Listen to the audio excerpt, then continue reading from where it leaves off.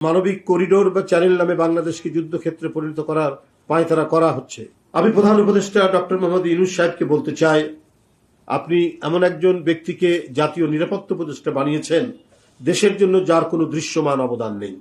তিনি তো বাংলাদেশের জন্য নন, বিদেশের জন্য কাজ করেন কিনা এই নিয়ে মানুষের মনে প্রশ্ন দেখা দিয়েছে।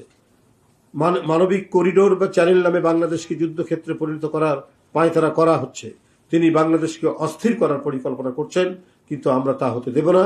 ডক্টর খলিলের অহেতুক প্রলাপে প্রতীয়মান হচ্ছে অন্তর্বর্তীকালীন সরকারের কেউ কেউ সুকৌশলে বাংলাদেশের প্রাণ তারেক রহমানের দেশে নিরাপদ প্রত্যাবর্তনকে অনিরাপদ করে তুলতে চায়। ফ্যাসিবাদের ১.৫ দশক ডক্টর খলিল কোথায় ছিলেন, কিভাবে ছিলেন, কোন দেশে ছিলেন, বিদেশে তার স্ট্যাটাস কি ছিল, ফ্যাসিবাদের বিপক্ষে তার ভূমিকা কি ছিল? অবশ্যই এ সকল প্রশ্নের জবাব জনগণকে জানাতে হবে। আবার বক্তব্য স্পষ্ট, রাষ্ট্র নিয়ে পরীক্ষা নিরীক্ষা করার সুযোগ নেই। ডক্টর খলিলকে অবিলম্বে জাতীয় নিরাপত্তা উপদেষ্টার পদ থেকে সরিয়ে দিয়ে দেশে বিদেশে তার অবস্থান সম্পর্কে সম্পূর্ণ তথ্য দেশের জনগণের সামনে হাজির করতে হবে। সুপ্রিয় সাংবাদিক বন্ধুরা, ইতিমধ্যে কথিত মানবিক করিডোর ইস্যু নিয়ে অন্তর্বর্তীকালীন সরকার, বিশেষ করে ডক্টর খলিলের ভূমিকা নিয়ে দেশের স্বাধীনতা প্রিয় জনগণের মনে উদ্বেগের সৃষ্টি হয়েছে। মানবিক করিডোর নিয়ে গত 1 মাসে অন্তর্বর্তীকালীন সরকারের এক একজনের এক এক রকম বক্তব্য, মনে হয় এই সরকার পথ হারিয়ে ফেলেছে। আমাদের কথা পরিষ্কার, এসব করার দায়িত্ব অন্তর্বর্তীকালীন সরকারের নয়। এসব বিষয় বিবেচনায় দায়িত্ব জনগণের ভোটে নির্বাচিত, জনগণের কাছে জবাবদিহিমূলক নির্বাচিত সরকারের। এই সরকারের নিরপেক্ষতা এবং সরকারের পরিচালনার সক্ষমতা নিয়ে জনমনে প্রশ্ন সৃষ্টি হয়েছে। অবিলম্বে এই সরকারের যাদের সম্পর্কে জনমনে সন্দেহের সৃষ্টি হয়েছে তাদের সম্পর্কে জনসম্মুখে বিস্তারিত তথ্য জনগণের সামনে উপস্থাপন করুন। তারেক রহমানকে নিয়ে ডক্টর খলিলের বক্তব্য গণতন্ত্রের স্থায়ী নিরাপত্তা ও ঐতিহাসিক সার্থকতার প্রতি বিদ্বেষপরায়ণ।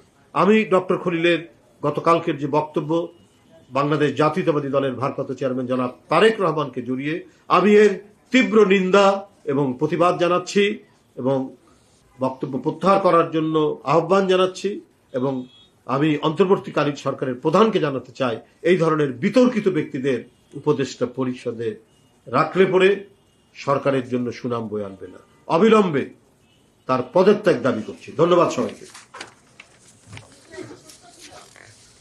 এই সংক্রান্ত